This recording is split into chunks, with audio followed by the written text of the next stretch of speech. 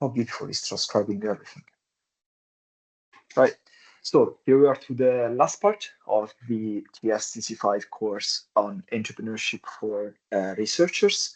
We've gone over an executive summary earlier on with Sajad and his interesting experience with the startup development. We moved on to a second section of intellectual property rights and a focus on patents, which is something that's most of interest to people in the STEM subjects, so engineers.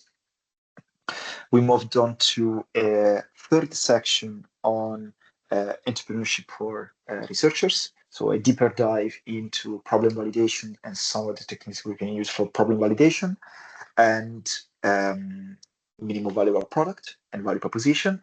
And now we're going to the last part, which was the last topic of interest from the Google form earlier sent on the topics of most interest for entrepreneurship for researchers, which is pitching and public speaking. So, I have to open the presentation. Here it is. Beautiful. What's this? Okay. Okay, so I'm starting to share the screen. Can you see the presentation? Yes, I can see it. Okay. So start from the beginning to activate the view. Stop the recording. Yeah. Okay. Okay. All right. So let's get started. This section will be on pitching and public speaking. Some of these has already been covered as well with Sajad, particularly the elevator pitch, which was the concept of a pitch made in a very short time, going straight to the points of most interest, and in general about public speaking to a non-academic audience, because we already know how to speak to an academic audience for the most part. At least we have experience for it. So the first part, again, you will see some similarities to subjects. What do? The verbal business card. In theory, we will find ourselves in the situation where we meet somebody from industry or academia. They ask us, what do we do? And then we board them for 15 minutes with what we do in a very confusing way. And so what can help towards this end is to have at the ready, so already basically learned in mind, a verbal business card, which is an opening sentence that you use when meeting someone new or when asked, what do? There are some rules for this verbal business card. Don't use jargon, don't use acronyms, speak slowly and clearly, less is better, and don't say how, because that's not necessary. It's going to be asked afterwards if there's interest. It needs obviously to be relatively tailored to the audience. So if there's somebody from industry that's asking you that, you might want to use the jargon and acronyms that they might be familiar with compared to an academic, which might be familiar with a different set of acronyms. And you should always also aim to use this short introduction for two purposes. Not only to present yourself, but also to receive feedback on interest from the other person. So sample whether they are interested in a certain aspect or another. And are you explaining yourself clearly enough and are reasonable enough to allow that, to allow you gathering feedback on what you're saying?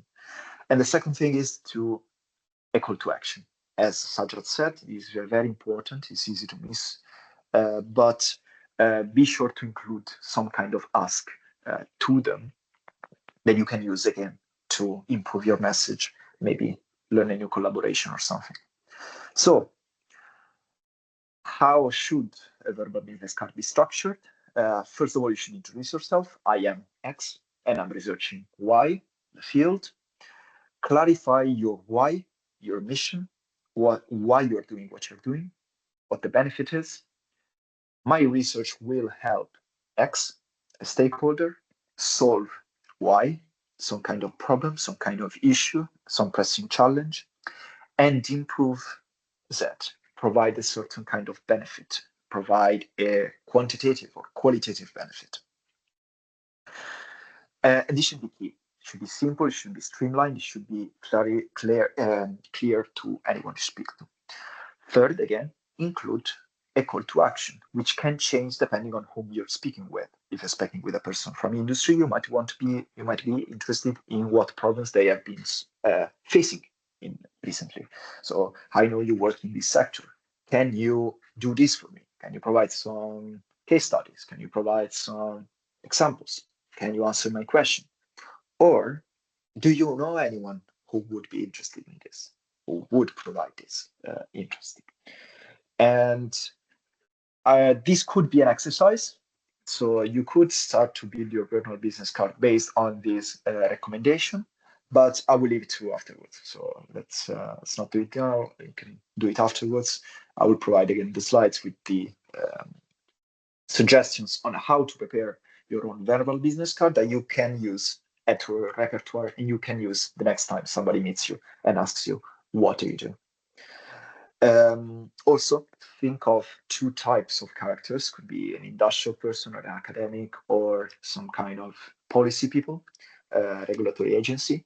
And you could build and ask for both to have it ready, again, not to have to think about it on the spot. Second point, why do I care? The pitching part. It's nice what we do, but why should somebody care? This is relevant for academics because this is also something that goes into funding opportunities. It could be of interest to funding bodies. And it's also obviously interesting if you aim to be an entrepreneur and develop a business. That's something that, as Sajjad said, you will find yourself to have to do several times over.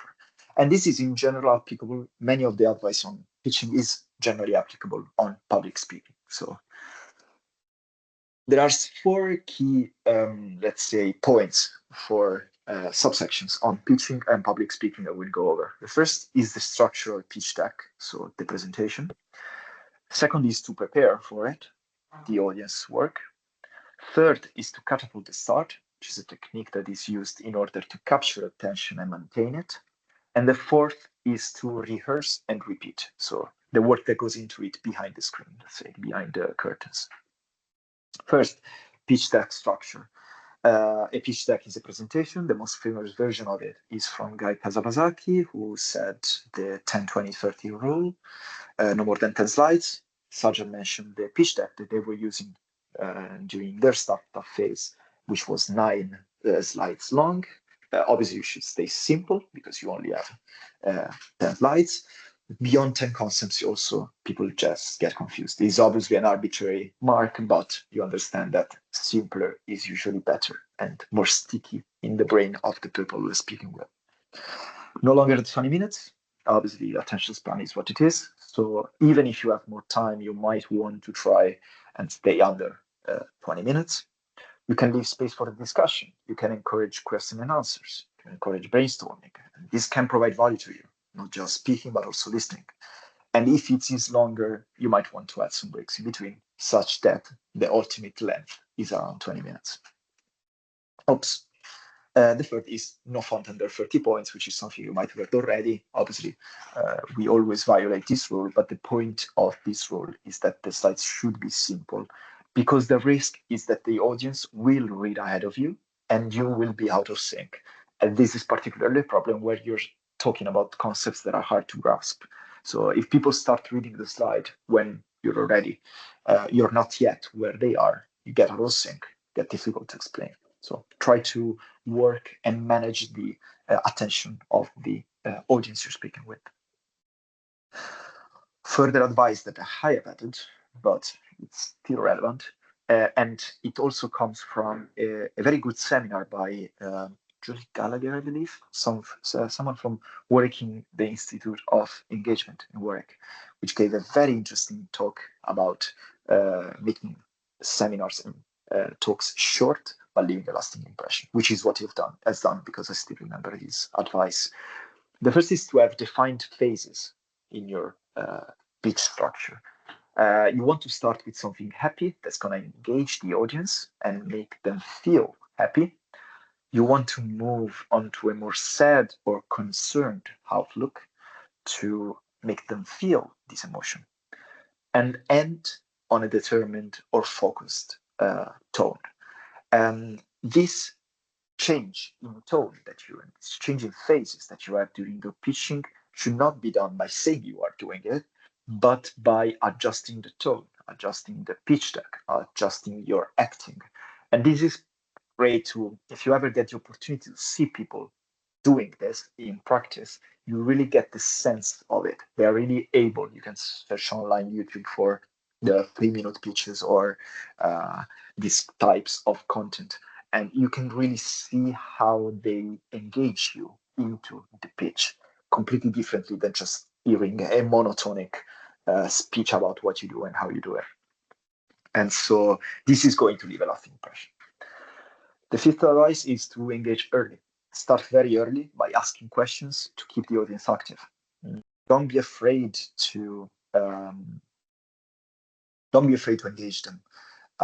Not necessarily because you might not want to ask questions because you want them to reply, but just really to engage them into the presentation. Use emotions and relatable content. Sometimes you see pitches start with a personal experience or something that is relatable. And this serves the purpose of getting everyone on board, everyone at this point, and then moving on to what you're interested in. Because as Sajad says, everybody enters a presentation, a pitch deck, with a different point of view, a different idea in mind. They're maybe thinking about something else from before, and you need to get everyone on the same at the same stage. Lastly, you want to add on a call to action. So leave links, make it easy to drop feedback. Don't expect people to drop feedback if you do it, if you don't make it easy for them, because they will only do it if it's easy for them. So leave a link, make it maybe engaging, whatever it comes to your mind. But the point is that it needs to include some kind of call to action, something that they will remember after they drive home, as Sajid says. Then, and this is the pitch deck advice.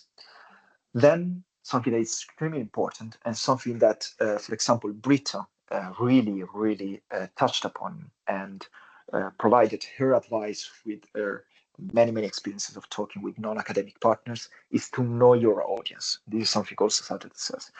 Know your audience means to do some research beforehand on who you're talking with, and I probably cannot put, as Britta said, you can put enough emphasis into this.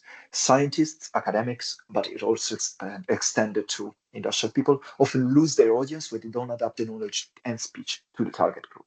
So try to speak the same language as them, do some research on the target audience before, know what is going to interest them, what they're going to follow, what they're not going to follow. And this is key to tailoring the presentation to the target group. And it's probably not major changes if you already have a pitch deck ready, but it makes a difference. Rehearse it beforehand. This is also very important because familiarity is good.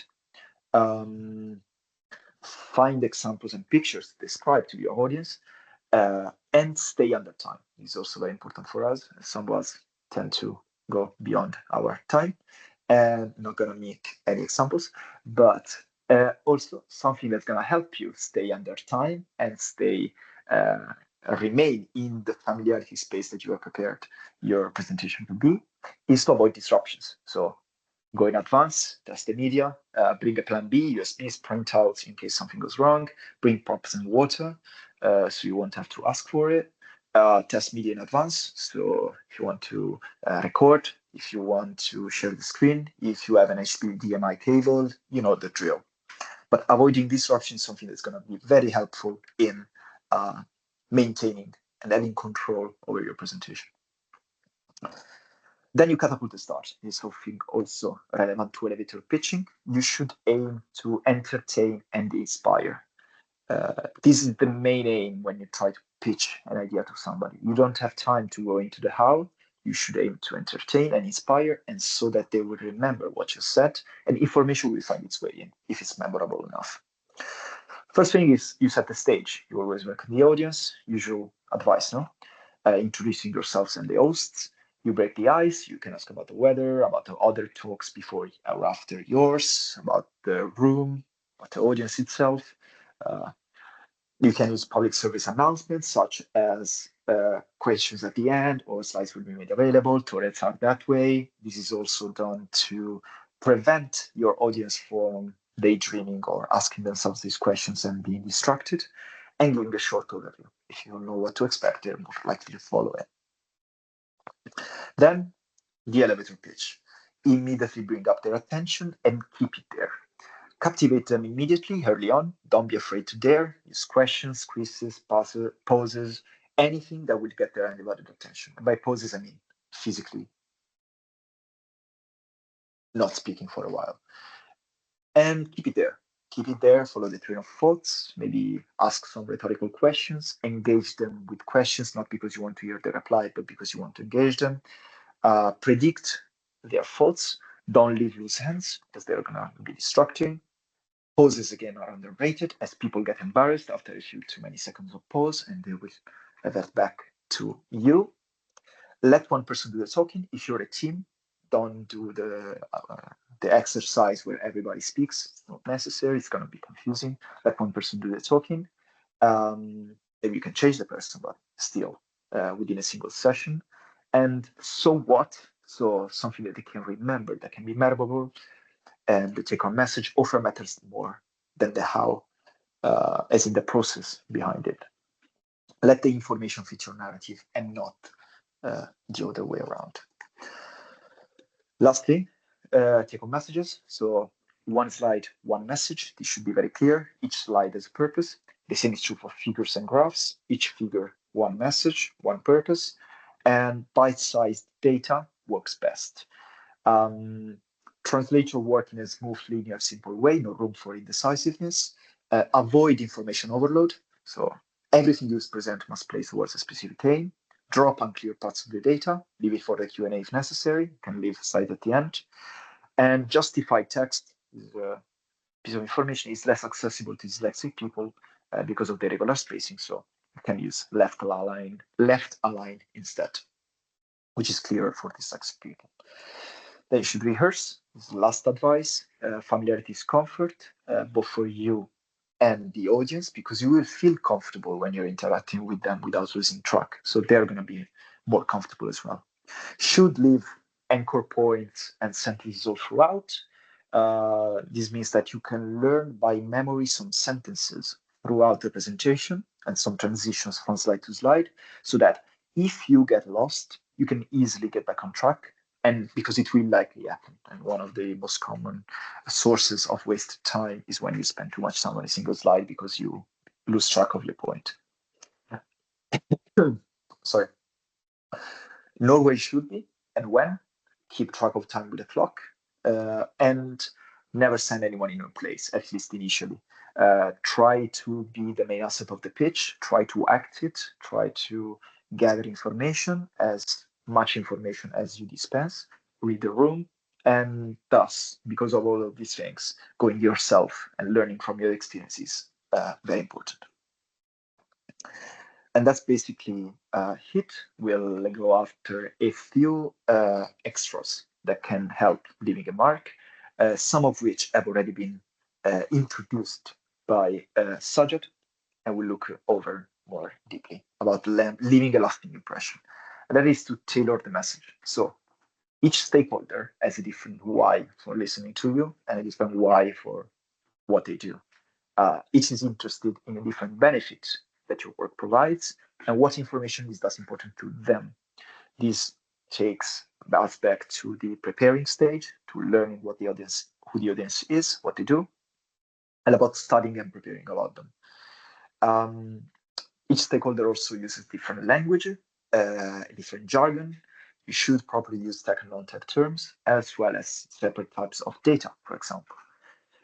You should appear professional and legitimate while not abusing these terms. And what you can do is for each stakeholder to have a different set of images that they're going to understand better, a very different set of jargon and data that they're going to be more interested in. And at this point, because it's going to be meaning changing some slides, you might as well have a different pitch deck for each of them as well. In the Q&A, don't get defensive. People may phrase doubts aggressively, but they're usually, more often than not, generally interested. Divert questions to after the talk if they are too highly technical and don't know the answer. There is no need to make it up. Absolutely don't do that. Thank and make sure to follow it up with the answer as once you found it. So write down the contact or answer after the session. Listen and remember the question. This is about gathering as much information as you dispense. So you might want to incorporate the questions into the deck, because if questions arose in your audience, that means that the point wasn't clear, or maybe there's still something to learn if it was. Incorporate thus advice from the Q&A. And last advice is to end with some key points, not necessarily to end with a thanks slide, or maybe some links, such as a QR code that accesses many links at once. That is all. One exercise that we could do is to think of some of the abbreviations and jargons you use on a daily basis and adapt it to different audiences. Would people really understand you when you speak of PPCPs or pharmaceutical and personal care products? Would they understand emerging contaminants? Would they understand activated carbon? And think at some of the key aspects of your research, data or graphs, and think which stakeholder would be most interested in what, and how you can present data differently to different stakeholders. That is it. That's an exercise we can leave for the next time. And with this slide, with this ends the last section of the TSTC5 course on pitching and public speaking, and the TSTC5 remedy course as well. So I will stop sharing the screen and thank the ESRs that are present for the attention. Thanks Sajjad for its kind participation, Britta and Patrick for the help in setting it up. And I will close the recording. And thank you for the attention to whomever is going to use this content. Bye-bye.